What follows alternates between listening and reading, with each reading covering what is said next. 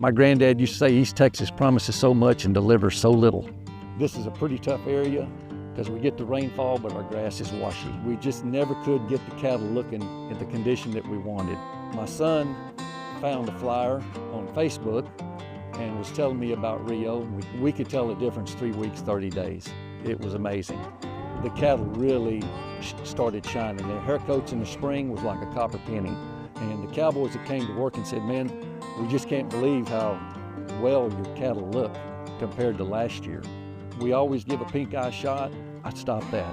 We've had 2 or 3 with scours. You get 15, 20, or 30, or half the calf crop had scours. You'd run through and hit them with antibiotics. Well, the program we're on, you're not supposed to use the antibiotics. If we kick a calf out, that's $250, $300. So you get 10 or 12, that gets to be real money. If you're down 1 or 2, you can kind of take that and go. In this part of the world, we have a lot of predators, and those weak calves seem like the predators nail them. This year, we just don't have any predator problem. We haven't had any death loss.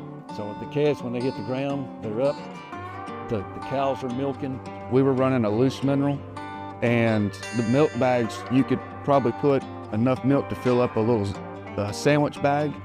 And once we got on the tubs and we started kind of seeing the productivity, that was filling up a gallon Ziploc bag, and it was just incredible to see the size of the bags go from a softball to a size of a volleyball.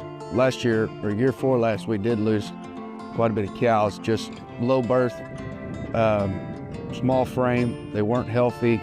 Predators was an issue. This year we just have not had any problems at all. Well, you figure $3 a pound on a calf and 20 calves, 500 pounds. It's not hard to figure that.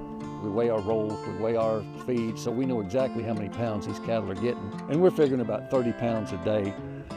Just for fun, I kicked it back to 24 pounds, and the cattle were content. I mean, when you drove up this morning, they're laying down. It's kind of saved us some money on that account. What we hope to do is increase the amount of forage going into the winter and get an extra 30 days of graze before we have to start feeding. Like I say, the upfront cost to choke a mule when you write a check for this, but I run a pencil with it all the time.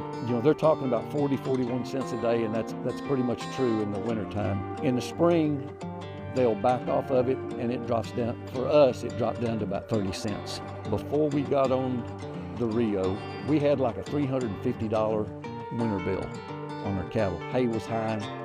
This year, we're going to be at, I just figured it last night, $189. That's a big savings. That's a big savings, but it's a different year too. People have asked me, how can you pay that kind of money for a tub and it pay for itself? And when you go looking at the benefits, how your cattle look, the death loss, lower feed costs, in our operation, the tub pays for itself. It has to work or we can't pay our bills.